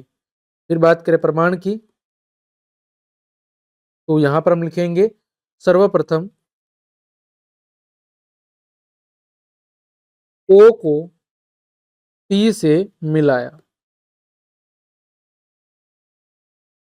ठीक। अब देखो चूंकि हम लिखेंगे कि जो AB है वो क्या है, छोटे वृत्त की स्पर्श रेखा है, छोटे वृत्त की स्पर्श रेखा है। और हमें पता है कि जो वृत्त की त्रिज्या होती है या वृत्त के केंद्र से जो कोई भी रेखाखंड जो स्पर्श रेखा पर क्या होता है, स्पर्श रेखा से वो प्रतिच्छेद करता है, वो 90 डिग्री के कोण पर क्या करता है, प्रतिच्छेद करता है। तो यहाँ पर जो OP है, ठीक है, OP है वो लंब किस पर है, AB पर। किस पर है, AB पर लंब है। और फिर हमें पता है कि फिर चूंकि AB बड़े वृत्त की जीवा है, बड़े वृत्त की जीवा है, और साथ ही साथ OP लंब किस पर है, AB पर है। अतः AP बराबर क्या होगा, PB होगा। Hence prove. क्यों, क्योंकि वृत्त की स्पर्श रेखा पर खींचा गया जो लंब होता है वो उसकी जीवा को क्या करता है, उसकी जीवा को समद्विभाजित करता है। क्या करता है, वृत्त के केंद्र से या वृत्त की स्पर्श रेखा पर खींचा गया जो लंब है वो उसकी जीवा को क्या करता है, समद्विभाजित करता है। इस वजह से ये क्या हो जाएगा, सिद्ध हो जाएगा। आगे बढ़े, प्रश्न संख्या 22 की। सिद्ध करना है sec A 1 माइनस साइन ए गुणा sec A plus tan A का मान 1 के बराबर होता है। देखो सॉल्यूशन, यहां पर सबसे पहले एक बार प्रश्न लिख लेते हैं। sec A 1 minus sine A फिर sec A plus tan A, ठीक है, बराबर 1। सबसे पहले बात करते हैं लेफ्ट हैंड साइड की। हम क्या करेंगे, sec की जगह लिख देंगे 1 बटे में cos A, गुणा 1 माइनस साइन ए, सेक ए की जगह फिर से 1 अपॉन कॉस ए, टेन ए की जगह sign A upon cos A. ठीक, अब देखो यहाँ पर 1 अपॉन कॉस ए ऐसा का ऐसा, 1 माइनस साइन ए, यहाँ पर कॉस ए एलसीएम आ जाएगा तो क्या हो जाएगा 1 प्लस साइन ए। देखो ऊपर 1 प्लस साइन ए 1 माइनस साइन ए क्या हो जाएगा 1 माइनस साइन स्क्वायर ए, बट्टे में क्या है आपका कॉस का कॉस से गुणा होगा तो कॉस स्क्वायर ए। यहाँ पर ऊपर हो जाएगा कॉस स्क्वायर ए, नीचे भी हो जाएगा कॉस स्क्वायर ए, दोनों कट जाएंगे, क्या बचेगा एक, राइट हैंड साइड। यही हमें सिद्ध करके भी बताना था। ठीक है, आगे बढ़ते हैं इसी का अथवा वाला। यहाँ पर देखो सबसे पहले एक बार सवाल लिख लेते हैं, sine theta minus 2 sine cube theta बटे में 2 cos cube theta minus cos theta बराबर में सिद्ध करके लाना है टेन थीटा। तो देखिए यहाँ पर सबसे पहले हम क्या करेंगे, यहाँ पर साइन थीटा कॉमन ले लेते हैं, अंदर क्या बचेगा 1 माइनस 2 साइन स्क्वायर थीटा बट्टे में यहाँ पर यहाँ से क्या कॉमन ले लेते हैं कॉस थीटा, क्या बचेगा 2 कॉस स्क्वायर थीटा माइनस 1, है ना। अब हम क्या करेंगे, यहाँ पर साइन थीटा ऐसा का ऐसा रख लेते हैं, 1 माइनस 2, इस साइन स्क्वायर थीटा की जगह क्या लिखेंगे 1 माइनस कॉस स्क्वायर थीटा, ये ब्रैकेट बंद और ये बड़ा वाला ब्रैकेट बंद। ठीक इसी तरह यहाँ पर लिख देंगे ऐसा का ऐसा cos theta 2 cos square theta minus 1। आगे देखो साइन थीटा, फिर यहाँ पर 1 माइनस 2 का अंदर गुणा करेंगे तो 2 प्लस आपका 2 कॉस स्क्वायर थीटा बटे में देखो कॉस थीटा और 2 कॉस स्क्वायर थीटा माइनस 1। यहाँ पर आगे क्या करेंगे, देखो माइनस 2 प्लस 1 कितना हो जाएगा, माइनस का 1 हो जाएगा, तो sine theta 2 cos square theta minus 1 बटे में कॉस थीटा यहाँ पर 2 कॉस स्क्वायर थीटा माइनस 1। ये पूरा देखो कट गया, पीछे बचा साइन थीटा बटे कॉस थीटा, और ये किसके बराबर होता है, टेन थीटा के बराबर होता है, और यही आपका राइट हैंड साइड था जो आपको सिद्ध करके भी लाना था। आगे बढ़ते हैं, प्रश्न संख्या 23, यदि दिए हुए बंटन का माध्यक 28.5 है तो x और y के मान क्या करना है, आपको ज्ञात करके बताना है ना। देखिए यहाँ पर मैं इसके नीचे सारणी बना लेता हूं,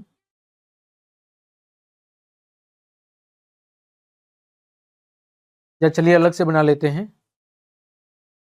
तो देखिए यहाँ पर सबसे पहले किसके लिए होगा, वर्ग अंतराल के लिए, यहाँ पर वर्ग अंतराल के लिए कॉलम बना देंगे। फिर क्या होगा, आपकी बारंबारता को मैं हटा देता हूं, फिर होगी आपकी बारंबारता, और फिर होगी आपकी संचयी बारंबारता। इस तरह एक टेबल बना लेंगे आप। सबसे पहले कॉलम में क्या लिखेंगे, वही वर्ग अंतराल, दूसरे कॉलम में वही बारंबारता, और तीसरे के अंदर संचयी बारंबारता। सबसे पहले 0 से 10, 10 से 20, 20 से 30, 30 से 40, 40 से 50, 50 से 60, ये हो जाएगा आपका वर्ग अंतराल। फिर देखो आगे बारंबारता 5, x, 20, 15, y और 5, और यहाँ पर सिग्मा fi कितना दे रखा है, 60 दे रखा है। संचयी बारंबारता की बात करूँ, ये 5 प्लस x, ये आपका 25 प्लस x, ये आपका 40 प्लस x, ये 40 प्लस x प्लस y, और ये 45 प्लस x प्लस y, है ना। तो सिग्मा f, ठीक है, इसका जो योग आ गया वो कितना आ गया, 45 प्लस x प्लस y आ गया। अब देखो यहां पर लिखेंगे दिया है माध्यक बराबर है 28.5, योग सिग्मा एफ आई ये कितना देर का है 40, इसलिए 45 प्लस एक्स प्लस वाई बराबर कितना होगा 60, यानी एक्स प्लस वाई बराबर 15, वाई बराबर 15 माइनस एक्स, इसको दे दो समीकरण नंबर 1। फिर बात करें माध्यक वर्ग की। माध्यक वर्ग यहाँ पर कौन सा होगा, तो यहाँ पर माध्यक वर्ग 20 से 30 वाला होगा, 20 से 30 है, ठीक है। क्योंकि यहाँ पर जो माध्यक है, माध्यक कितना दे रखा है 28.5 दिया है। अब देखो यहाँ पर माध्यक वर्ग से मान लिख लेंगे, माध्यक वर्ग से सबसे पहले L निम्न सीमा कितनी है 20 है, F आवर्ती कितनी है ये भी 20 है, CF कितना है ये 5 प्लस x होगा, और H कितना है 10 है, और N बराबर कितना है 60 है, ठीक। अब देखो माध्यक बराबर सूत्र लगा देंगे, L प्लस N बटा 2 माइनस CF बटे में F गुणा H। तो यहाँ से L का मान कितना है 20 है, N बाय 2 का मान 30, माइनस CF का मान 5 प्लस x, और F का मान कितना है 20 गुणा H का मान कितना है 10। यहाँ पर आगे देखो माध्यक कितना दे रखा है 28.5, तो 28.5 ये प्लस का 20 है, इधर आएगा तो माइनस का। यहाँ पर देखो 30 minus 5, 30 minus 5 plus 30 plus x, 30 minus 5, और यहाँ पर क्या हो जाएगा 30 माइनस 5 और आपका माइनस का x हो जाएगा, 30 माइनस 5 और माइनस का x, और बट्टे में कितना है 20 गुणा 10। यहाँ पर कितना हो गया 8.5, यहाँ पर हो गया 25 माइनस एक्स बट्टे में 20 गुणा 10। तो यहाँ पर 10 से 20 कट जाएगा 2 बार, 8.5 का 2 से गुणा हो जाएगा 25 माइनस एक्स, एक्स बराबर 25 minus 16, sorry x minus 25 minus 17, x का मान कितना आ गया, एक्स का मान आ गया 8, ठीक। अब y बराबर 15 माइनस एक्स, 15 माइनस 8 बराबर 7, अतः लिखेंगे x बराबर 8 और y बराबर कितना है, y बराबर 7 है, ठीक। आगे बढ़ते हैं इसी के अथवा वाला, आपको क्या निकालना है बहुलक निकालना है। तो यहाँ पर सबसे पहले बहुलक वर्ग,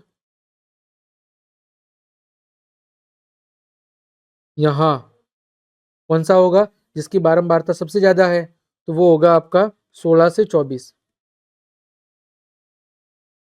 क्योंकि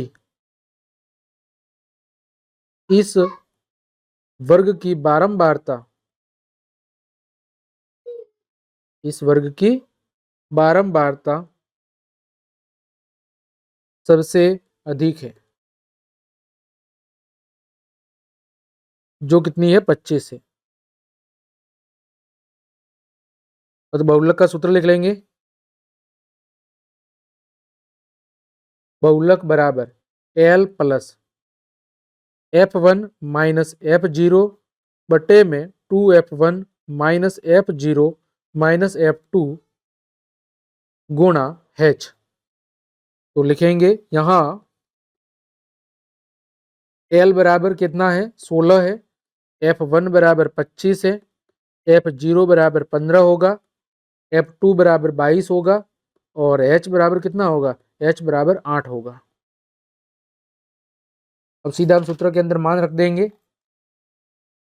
यहाँ पर L की जगह 16, F1 minus F0 25 minus 15, 2F1 2 गुणा 25, F0 15 माइनस F2 22 गुणा H का मान कितना है 8 है। 16 प्लस 25 में से 15 गया तो 10, नीचे देखो 50 में से कितना गया 37 गुणा 8, ये हो गया 16 प्लस 10 बट्टे में 13 गुणा 8, यहाँ से 16 प्लस 80 बटे में 13, 16 प्लस 6.1538, ये कितना हो जाएगा 22.1538। ये क्या जाएगा आपका बहुलक। ठीक, तो प्यारे विद्यार्थियों, इस तरह आज की इस क्लास के अंदर हमने कक्षा 10 गणित विषय की वर्कबुक के मॉडल पेपर नंबर 2 को अच्छे से सॉल्व करना सीखा है। उम्मीद करता हूं प्रश्न संख्या 17 से लेकर 23 तक सभी क्वेश्चंस आपको अच्छे समझ में आए होंगे। तो क्लास देखने के लिए आप सभी का धन्यवाद। यदि आपको मेरी क्लास और ये मेहनत पसंद आई है तो फिर लाइक, कमेंट, शेयर और सब्सक्राइब जरूर करें। मिलते हैं अगली क्लास में, तब तक के लिए आप सबको जय हिंद, जय भारत।